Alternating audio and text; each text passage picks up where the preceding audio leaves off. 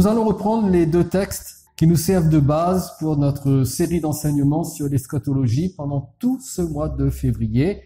Et ces textes de base, nous les appelons nos textes d'or. Un texte d'or, c'est un texte de la Bible sur lequel repose un enseignement. Et nous en avons deux.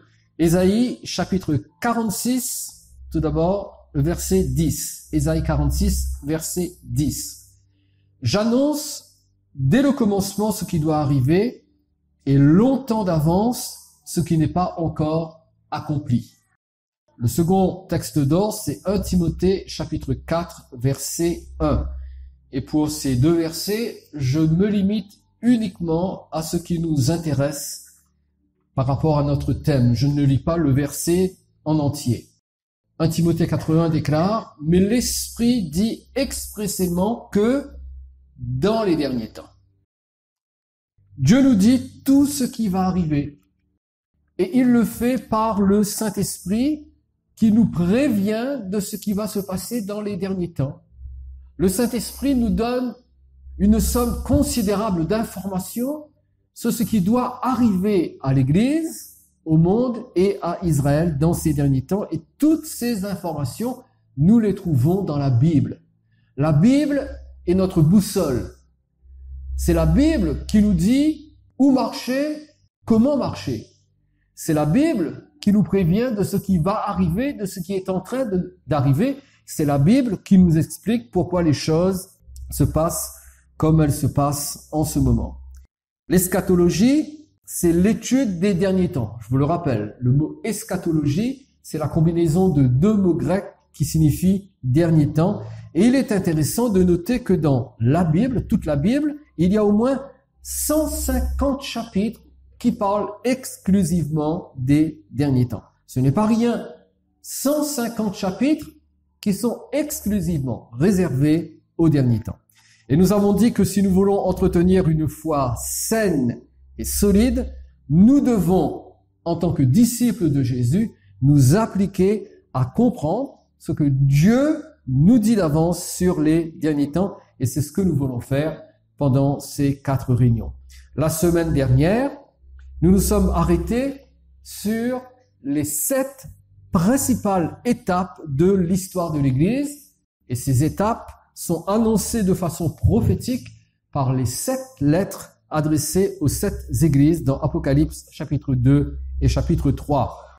La lettre à l'église d'Éphèse nous informe sur l'église du 1er siècle qui a perdu son premier amour. Et nous découvrons que dès le début, dès le départ, alors que l'église existait depuis à peine un siècle, dès le commencement de l'église, il y a eu des problèmes qui ont surgi dans l'église. Donc, l'église d'Éphèse, c'est l'église du 1er siècle qui a perdu son premier amour. L'église de Smyrne, c'est l'église persécutée du 2e et du 3e siècle. L'église de Pergame, c'est l'église des compromis pendant le 4e et le 5e siècle. L'église de Thyatire représente l'église dominatrice, c'est-à-dire l'église des ténèbres entre le 6e et le 15e siècle. L'église de Sardes nous parle de l'église de la Réforme entre le 16e et le 18e siècle. À partir de cet instant, la lumière a de nouveau commencé à jaillir dans l'église parce que les réformateurs ont ramené la vérité de l'évangile au sein de l'église. L'église de Philadelphie nous parle de l'église des réveils du 19e et du 20e siècle. Et vous et moi, nous sommes issus de ces réveils qui ont lieu entre le 19e et le 20e siècle. Et enfin, l'église de Laodicée nous parle de l'église tiède et apostate du 21e siècle. Alors vous comprenez que lorsqu'on parle de l'église, ici, on parle de toutes les églises qui sont visibles. Globalement, c'est dans cet état que se trouvent les églises visibles. Mais à côté des églises visibles, il y a l'église invisible de Jésus, le corps de Christ composé de tous les croyants. Et cette église, elle est parfaite. Mais les églises visibles qui sont organisées en dénomination, en confession, qui sont institutionnalisées, eh bien ces églises sont décrites dans ces 7 lettres à l'Apocalypse.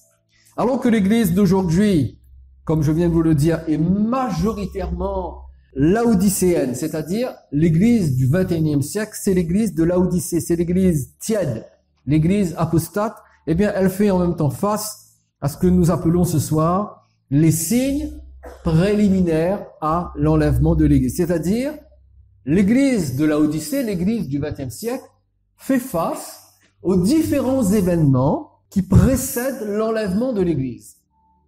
Jésus nous exhorte justement à être sensibles aux signes des derniers temps. Regardez ce qu'il dit dans Matthieu chapitre 16,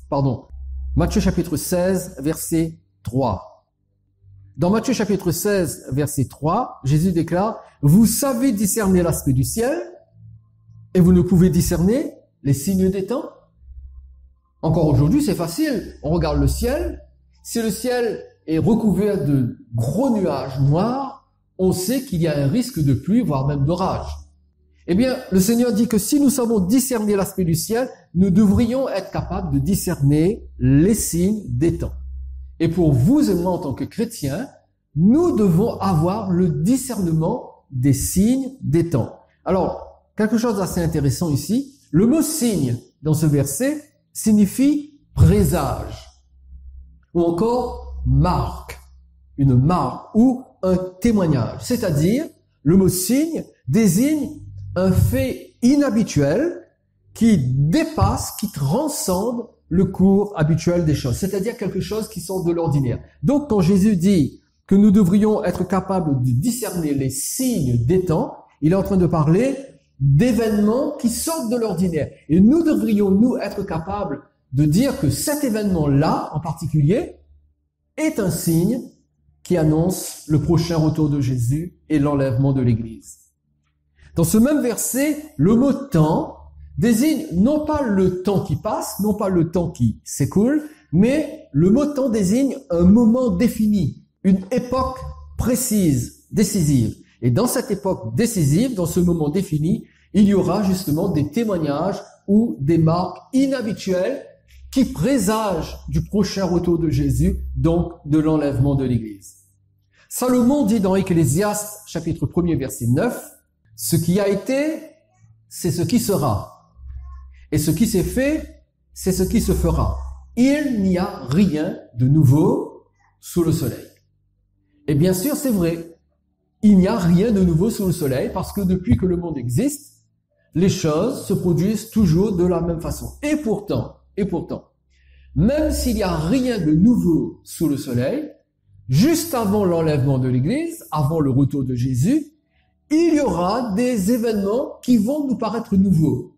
Alors, en fait, ce ne sont pas des événements entièrement nouveaux. Certains sont des événements qui se sont déjà produits dans le passé, mais ils sont nouveaux en ce sens qu'ils seront plus intenses. Par exemple, il y a toujours eu des tremblements de terre. Vous le savez ça.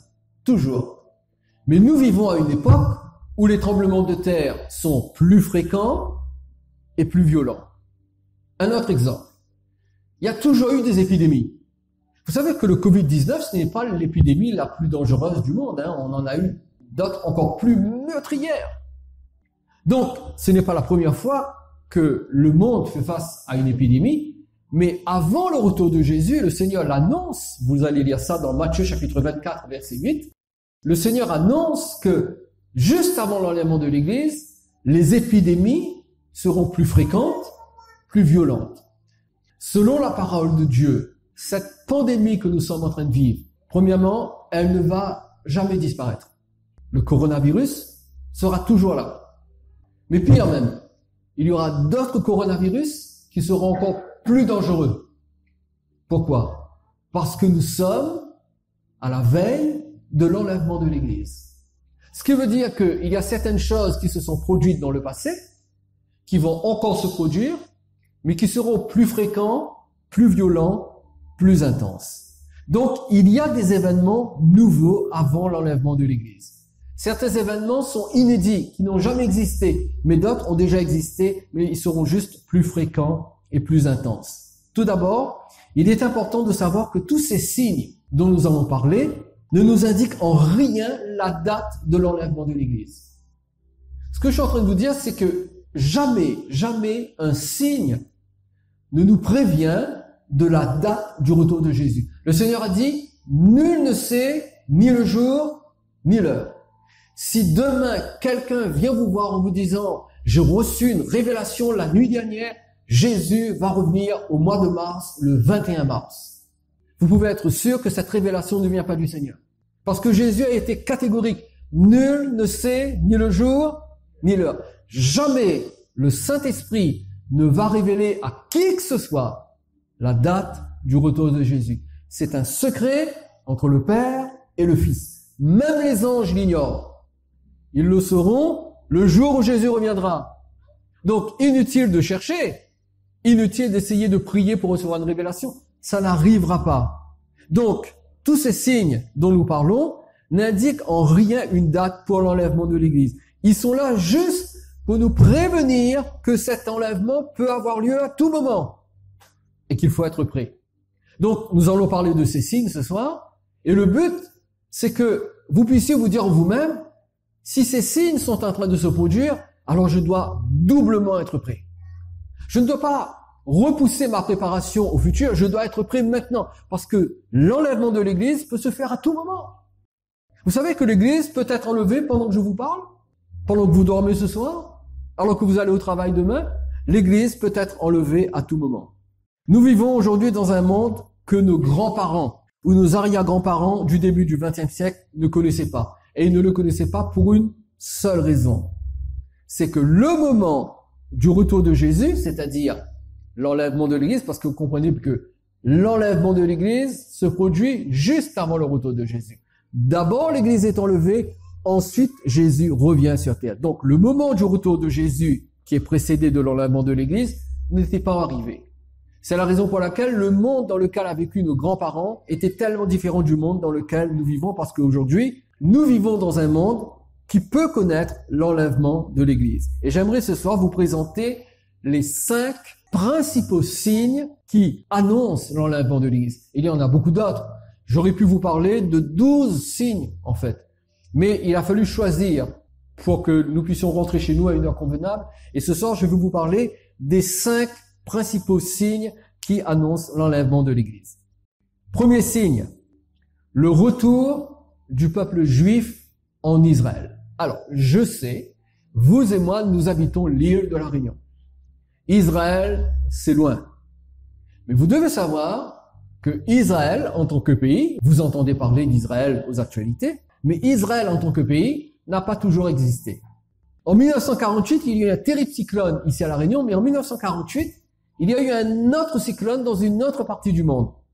En 1948, plus exactement le 14 mai 1948, l'État d'Israël a de nouveau existé après 20 siècles d'inexistence.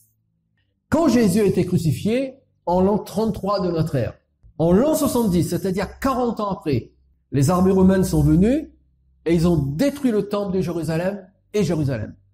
Et quelques années après, tous les Juifs ont été dispersés de par le monde. Et depuis la fin du 1er siècle de notre ère, aucun Juif ne vivait en Israël. Tous les Juifs ont été dispersés et Israël n'existait plus comme nation. Il n'y avait plus de patrie d'Israël. Ça n'existait tout simplement plus. Et ce n'est qu'en 1948, après 20 siècles de disparition, que l'État d'Israël a de nouveau vu le jour. Pour que toutes les prophéties bibliques concernant les derniers temps s'accomplissent, il fallait qu'Israël existe de nouveau comme nation souveraine et que les Juifs reviennent dans leur pays. Tant qu'Israël n'existait pas, tant que les Juifs ne revenaient pas dans le pays, aucune prophétie biblique ne pouvait s'accomplir. C'est pour cela que, entre la disparition d'Israël comme nation et 1948, au XXe siècle, plus aucune prophétie biblique ne s'est accomplie. Il y a eu un trou d'accomplissement prophétique pendant 20 siècles. Aucune prophétie ne s'est accomplie. Ce n'est qu'à partir de l'existence d'Israël que les prophéties bibliques ont de nouveau commencé à s'accomplir. Alors regardez ces 2 textes avec moi. Ézéchiel chapitre 34 verset 13. Dieu dit en parlant d'Israël, « Je les retirerai d'entre les peuples, je les rassemblerai des diverses contrées et je les ramènerai dans leur pays. Je les ferai paître sur les montagnes d'Israël, le long des ruisseaux et dans tous les lieux habités du pays. » Un autre verset, Zacharie chapitre 10, verset 6.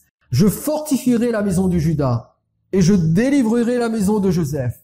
Je les ramènerai car j'ai compassion d'eux et ils seront comme si je ne les avais pas rejetés. Car je suis l'Éternel leur Dieu et je les exaucerai. Et dans ces deux textes, Dieu annonce qu'il allait ramener les Juifs dans leur pays. Mais entre ces prophéties et son accomplissement, il y a plus de 20 siècles d'écart. Et vous vous rappelez ce que nous avons lu tout à l'heure. Dieu dit, j'annonce dès le commencement ce qui doit arriver et longtemps d'avance ce qui n'est pas encore accompli.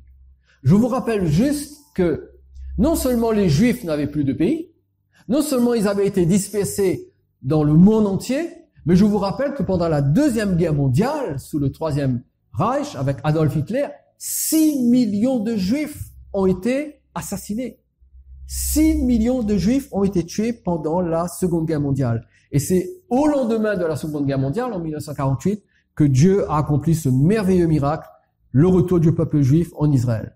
Mais pourquoi est-ce que cette restauration de la nation d'Israël était nécessaire pour l'accomplissement des prophéties? Eh bien, c'est parce que Daniel a prophétisé, écoutez bien ceci, Daniel a prophétisé une alliance entre Israël et l'Antichrist.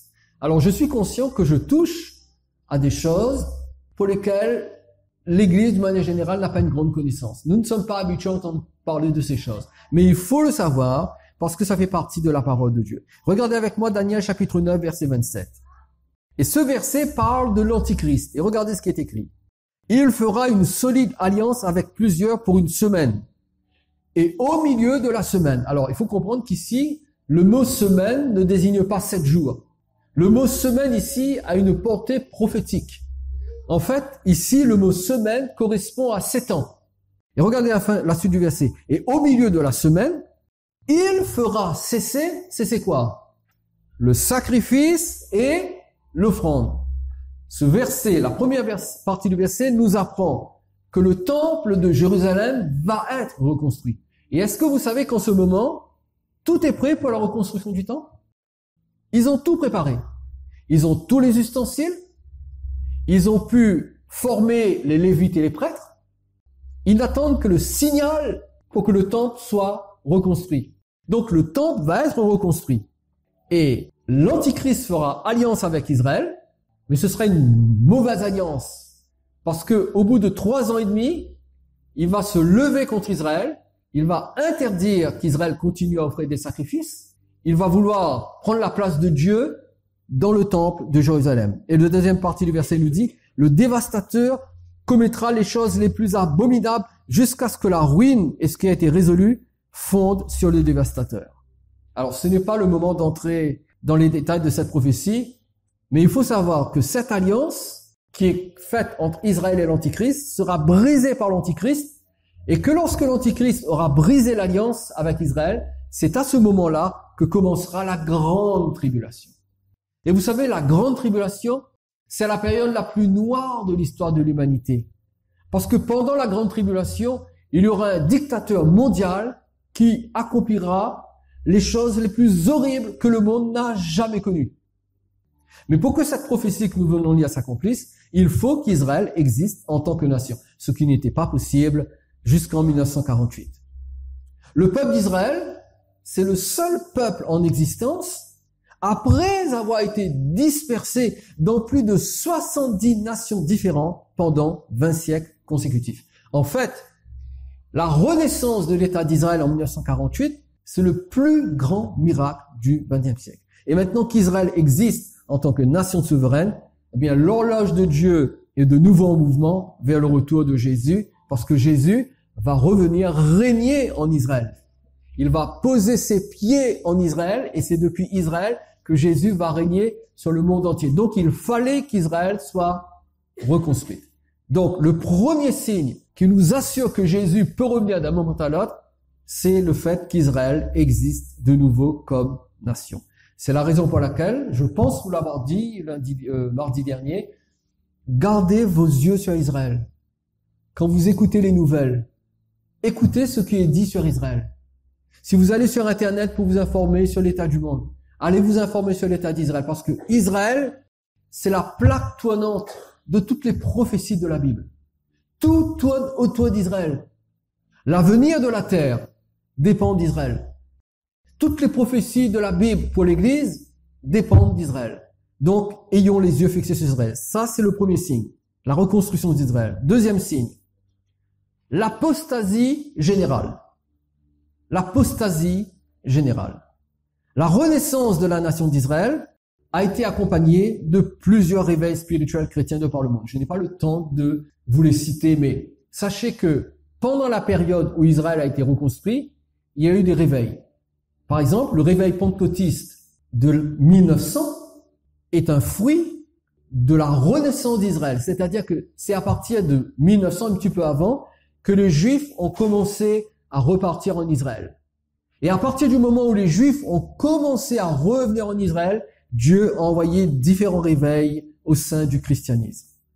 Après la construction de l'État d'Israël en 1948, il y a eu un puissant réveil de guérison aux États-Unis et ça a impacté le monde entier. Et c'est à cette époque qu'il y a eu les grands évangélistes que vous connaissez peut-être, comme T.L. Osborne ou Oral Roberts. Tous ces grands évangélistes, ils ont commencé le ministère à l'époque de la renaissance de la nation d'Israël. Mais depuis la fin du XXe siècle, c'est l'opposé qui se produit. Alors qu'il y a eu des réveils religieux, depuis le début du XXe siècle, il y a une apostasie qui s'est généralisée dans le monde. Alors qu'est-ce que c'est que l'apostasie? L'apostasie, c'est l'abandon de la foi. Le mot apostasie veut dire abandonner la foi. Que l'apostasie générale soit un des signes qui annonce l'enlèvement de l'Église, eh bien cela est aussi annoncé prophétiquement dans certains passages que j'aimerais lire avec vous. Regardez avec moi 1 Timothée chapitre 4 versets 1 à 3. Mais l'Esprit dit expressément que dans les derniers temps, quelques-uns, pas tous, mais quelques-uns abandonneront la foi. Je vais vous dire ce que je dis toujours. La foi, on ne la perd pas, on l'abandonne. Vous saisissez la différence? On ne perd pas la foi. Si quelqu'un vous dit, j'ai perdu la foi, je ne crois plus, dites-lui, non, tu n'as pas perdu, tu as abandonné. Tu as laissé tomber.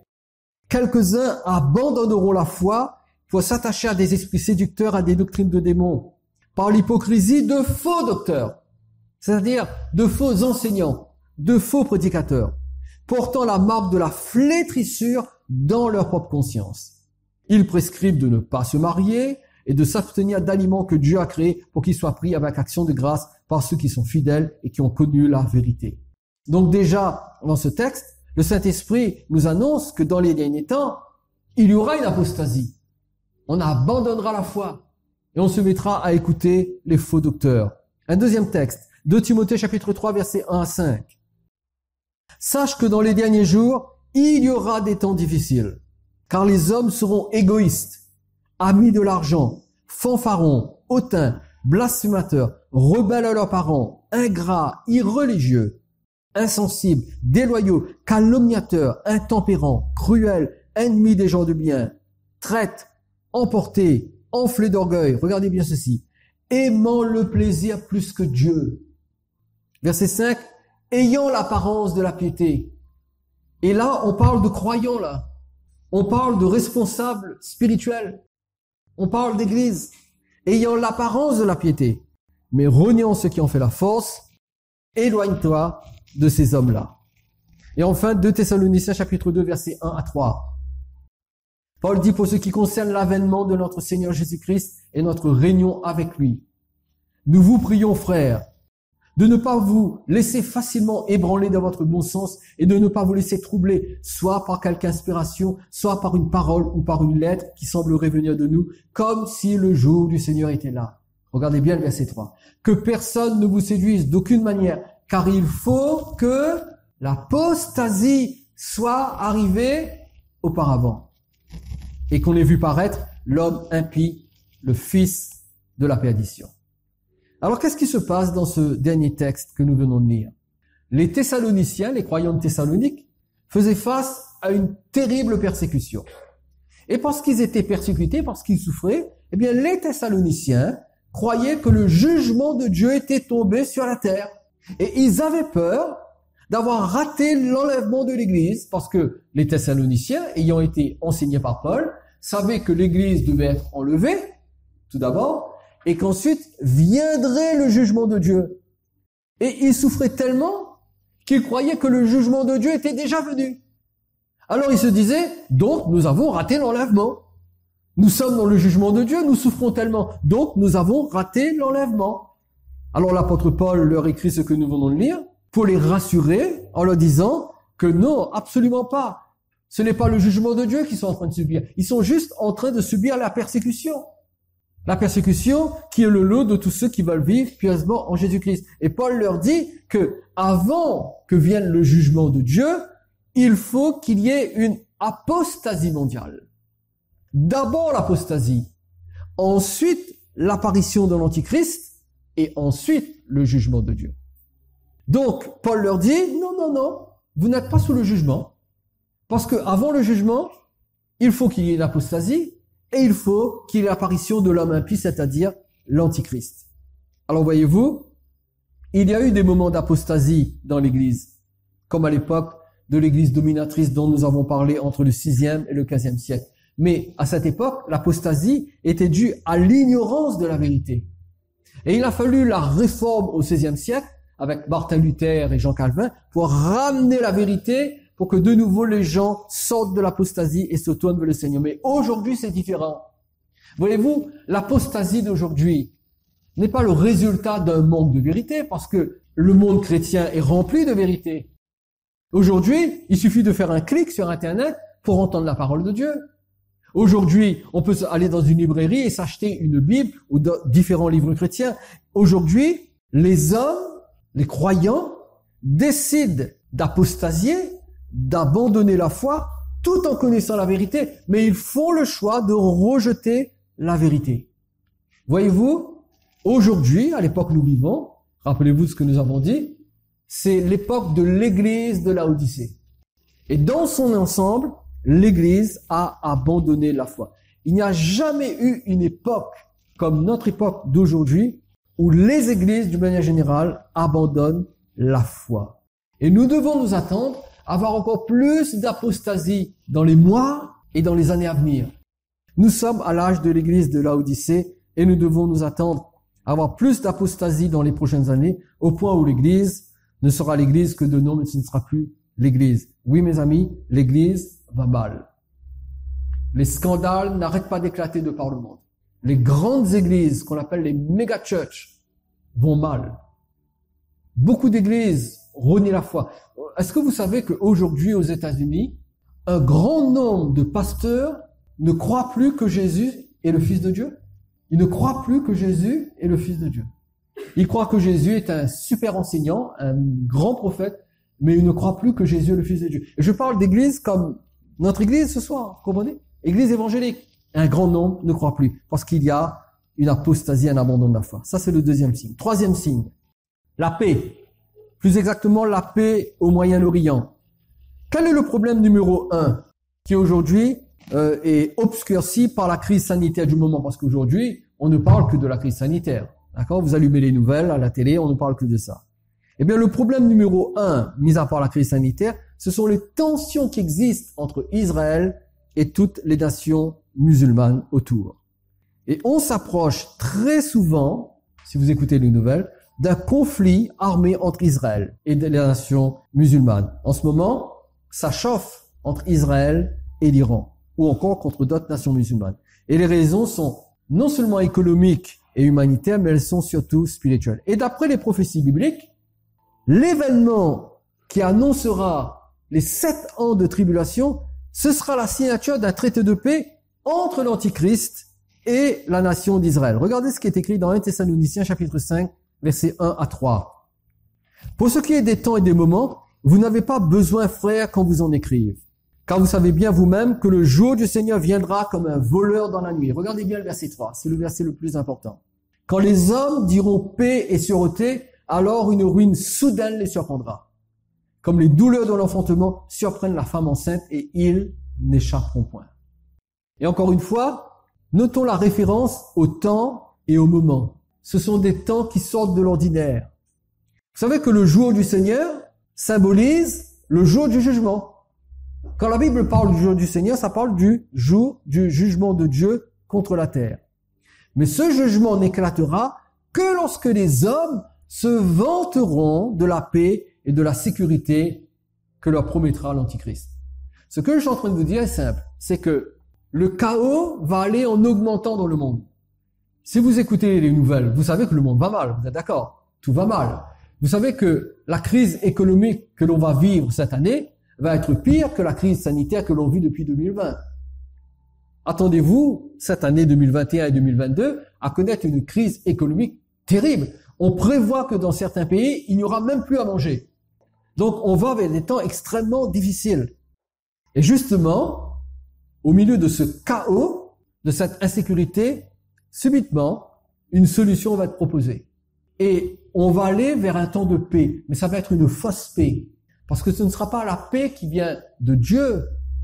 Ce sera une fausse paix qui viendra des envoyés de Satan pour séduire le monde. Et plus exactement, qui viendra de l'Antichrist. Parce que l'Antichrist proposera au monde des solutions qui ressembleront à des solutions de paix. Mais c'est une ruse.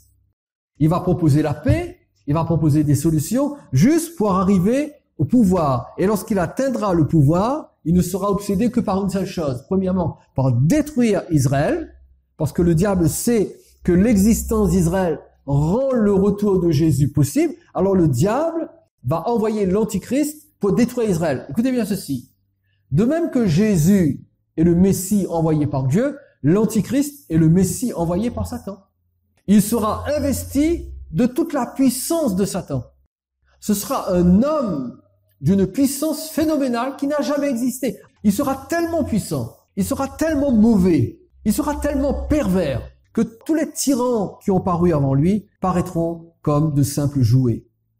Donc, rempli de la puissance de Satan, l'Antichrist parviendra au pouvoir par la ruse avec pour seul objectif d'éliminer la nation d'Israël et d'être adoré à la place de Dieu. Donc, la paix qui va venir dans le monde aujourd'hui, la paix qui va sembler mettre un terme au conflit entre Israël et les nations musulmanes, c'est une fausse paix. C'est une paix qui précède la plus grande tyrannie que le monde n'a jamais connue. Donc, soyez vigilants. Lorsque vous entendez parler de paix et de sûreté, dites-vous bien que l'Église sera bientôt enlevée. Parce que quand la paix commencera à s'installer, cela veut dire que le jugement de Dieu va venir sur le monde. Mais Dieu va enlever l'Église avant son jugement. Et vous et moi, nous serons enlevés pour rencontrer le Seigneur. Quatrième signe, et avant-dernier, la réapparition de l'Empire romain. La réapparition de l'Empire romain. Tout comme Israël a connu une renaissance, l'ancien Empire romain va aussi connaître une renaissance. Vous savez, ce n'est pas un hasard si, après la renaissance d'Israël en 1948, eh bien, l'Union européenne a vu le jour 2 ans après, en 1950. Et aujourd'hui, vous et moi, nous faisons partie de l'Union européenne. Vous savez ça. Il faut se souvenir que c'est l'Empire romain qui a détruit Israël en tant que nation à la fin du 1er siècle. C'est l'Empire romain qui est allé détruire le temple de Jérusalem. C'est l'Empire romain qui a fait que les Juifs ont été dispersés dans le monde entier. Ensuite, l'Empire romain a disparu. Eh bien, ce même empire va être reconstruit, pas sous la même forme, mais il va de nouveau exister et il va servir de base à l'Antichrist. Ce qui veut dire que l'Antichrist émergera au sein de l'Union européenne. L'Antichrist va sortir de l'Europe. Et l'Antichrist va se servir de l'Europe comme base pour prendre le pouvoir, pour imposer sa présence à Israël et pour gouverner le monde entier. C'est Daniel qui a prophétisé la venue de l'Empire romain et c'est lui aussi qui a annoncé que cet empire va de nouveau être construit. Regardez avec moi le livre du prophète Daniel. Daniel chapitre 2 versets 40 et 41. Il y aura un 4e royaume fort comme du fer. De même que le fer brise et rompt tout, il brisera et rompra tout comme le fer qui met tout en pièces. Et c'est exactement ce que l'Empire romain a fait autrefois. Quand l'Empire romain s'est levé avec César et tous les autres Césars qui ont suivi, ils ont pris possession de toute la Méditerranée, de tout le monde connu à l'époque. Et ils ont tout broyé, ils ont tout écrasé sur leur passage. Il n'y a jamais eu un empire plus puissant que l'empire romain. Verset 41. Et comme tu as vu les pieds et les orteils en partie d'argile, de potier et en partie de fer, ce royaume sera divisé. Mais il y aura en lui quelque chose de la force du fer, parce que tu as vu le fer mêlé avec l'argile. Alors, je n'entre pas dans les détails.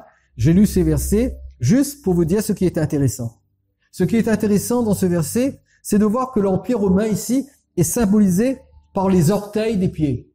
Question très difficile. Combien d'orteils nous avons? 10 orteils. Et ces 10 orteils, écoutez bien ceci, représentent les 10 nations qui vont se réunir à la fin de temps autour de l'Antichrist pour combattre Israël. C'est l'image des 10 nations qui vont s'unir à l'Antichrist. Maintenant, regardez Daniel chapitre 7, verset 24. Nous avons parlé de 10 orteils. Regardez maintenant ce qui est écrit. Les 10 cornes. Il y a toujours ce chiffre. Les 10 cornes. Ce sont les 10 rois qui s'élèveront de ce royaume. Un autre s'élèvera après eux. Il sera différent des premiers et il abaissera 3 rois. Alors, écoutez bien ceci. Dans Daniel chapitre 2, le texte que nous venons de lire, c'est la prophétie de la naissance de l'Empire romain dans l'Antiquité. Et ici, dans Daniel chapitre 7, verset 24, c'est la prophétie de la renaissance de l'Empire romain à la fin des temps, et nous y sommes. Et beaucoup de spécialistes de la prophétie biblique voient ici l'image de la construction européenne qui un jour finira par se limiter à 10 membres. Vous savez qu'en ce moment, il y a 27 États membres dans l'Europe. Il y en avait 28, mais comme l'Angleterre est partie, il en reste 27.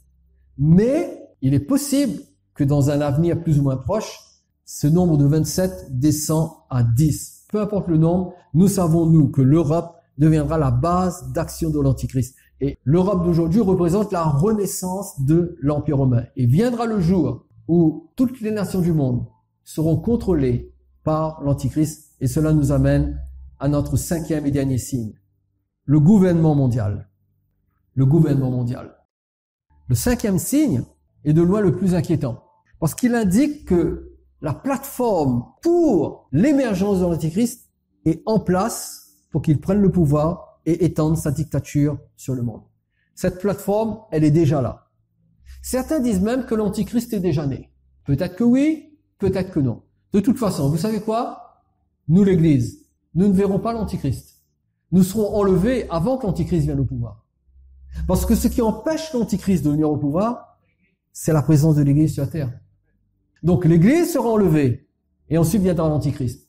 Beaucoup de chrétiens veulent savoir qui est l'Antichrist. Ce n'est pas notre rôle de savoir qui est l'Antichrist. Notre responsabilité, c'est de connaître Christ, pas l'Antichrist. Donc nous n'allons pas voir, nous, qui est l'Antichrist. Mais une chose est sûre, c'est qu'aujourd'hui, les choses sont en place pour que l'Antichrist fasse son apparition. Et nous avons un précédent biblique à cette tentative de gouvernement mondial. Parce que dans l'Ancien Testament, il y a un homme qui est un type de l'Antichrist. La Bible parle peu de lui, mais ce qui est dit est suffisant pour que nous comprenions de quoi il s'agit. Regardez avec moi Genèse chapitre 10, verset 8. Cush engendra aussi Nimrod. C'est lui qui commença à être puissant sur la terre. Ici, le mot puissant, dans ce verset, le mot puissant signifie tyran.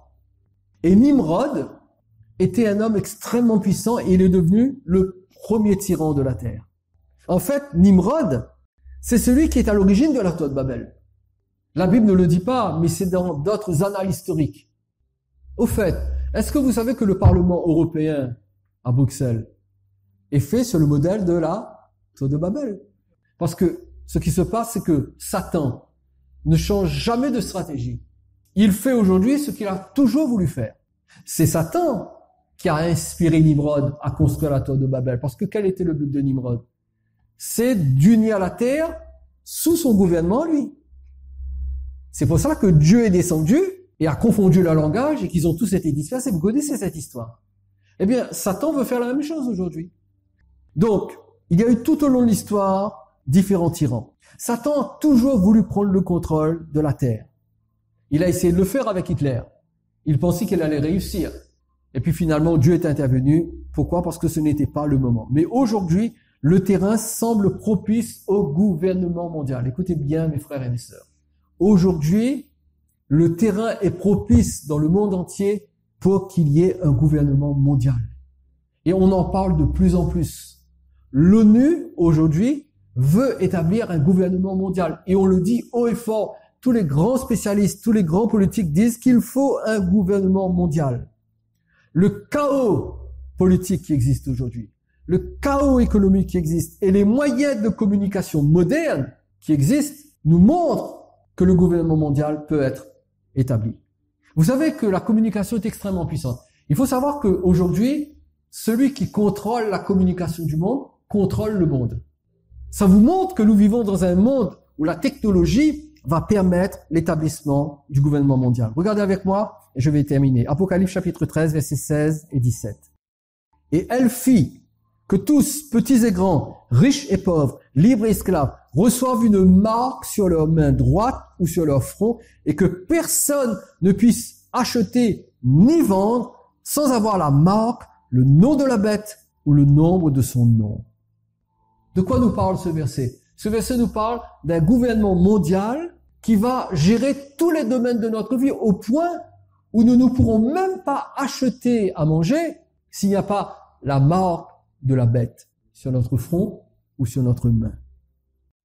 Le gouvernement mondial ira de pair avec la religion mondiale, qui sera également une plateforme à partir de laquelle l'Antichrist va établir sa tyrannie avec la complicité du faux prophète. Apocalypse chapitre 13, verset 12 nous dit « Elle exerçait toute l'autorité de la première bête ». Donc il est question d'une deuxième bête. La première bête, c'est l'Antichrist. La deuxième bête, c'est le faux prophète. L'Antichrist parle du pouvoir politique, militaire et économique. Le faux prophète, ou la deuxième bête, parle du pouvoir religieux. Et ce qui va se passer, et ce qui est déjà en train de se passer, c'est qu'il y aura une religion mondiale. Donc, elle exerçait toute l'autorité de la première bête en sa présence. Et elle obligeait la terre et les habitants à adorer la première bête dont la blessure mortelle avait été guérie.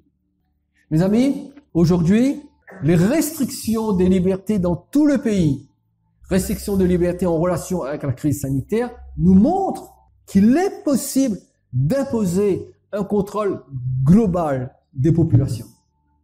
En ce moment, je crois, moi, que, ou alors, c'est une répétition en vue de l'application de ce contrôle généralisé, ou alors, c'est son application elle-même qui passe par des phases progressives et successives.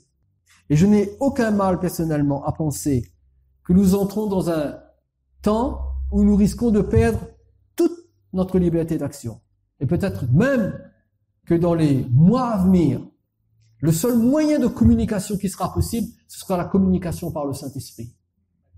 Ce sera peut-être le seul moyen de communication le plus sécurisé, le plus sûr, parce que nos moyens de communication, téléphone, Internet, ne seront plus sûrs. Nous sommes tellement surveillés. Et il viendra peut-être un moment où le seul moyen de communication entre les vrais chrétiens, les vrais croyants, les vrais disciples de Jésus, ce seul moyen de communication, ce sera uniquement le Saint-Esprit. Parce que le Saint-Esprit sera en mesure de dire à l'un, vous savez que c'est ce qui s'est passé à l'époque de l'Église primitive? Lorsque la persécution romaine était intense, les chrétiens étaient prévenus par le Saint-Esprit où se rencontrer, quand se rencontrer, quoi faire. Et ils communiquaient entre eux par le Saint-Esprit, grâce aux révélations que le Saint-Esprit donnait aux uns aux autres. Et je crois, moi personnellement, que nous allons entrer dans ce temps où la vraie communication se fera par le Saint-Esprit au sein de l'Église. Pour conclure, nous savons que nous sommes dans les derniers temps, mais il y a un autre, ce que j'appelle un autre marqueur temporel. Regardez avec moi ce dernier verset. 1 Jean chapitre 2, verset 18. L'apôtre Jean dit, petits enfants, c'est la quoi? La dernière heure. C'est pas seulement les derniers temps, c'est la dernière heure. Il y a les derniers temps et il y a la dernière heure. Petits enfants, c'est la dernière heure. Et comme vous avez appris qu'un antichrist vient, il y a maintenant plusieurs antichrists. Par là, nous connaissons que c'est la dernière heure. Et l'expression la dernière heure sert à désigner l'apparition des antichrists qui se sont succédés au fil du temps, et ça atteindra son summum lorsque apparaîtra l'ultime antichrist, le dernier dictateur mondial, l'Antichrist en personne, l'émissaire ou le Messie de Satan. Et aucune époque n'a été plus favorable à la venue sur le devant de la scène de l'Antichrist que l'époque dans laquelle nous vivons. Tout est en place. Tout est là, établi, pour que l'Antichrist vienne et établisse le gouvernement mondial. Nous n'y sommes pas encore, mais je crois que tous les événements nous montrent que nous allons vers cela, que bientôt le gouvernement mondial sera établi. C'est pourquoi nous, chrétiens, nous devons nous préparer en vue de l'enlèvement de l'Église.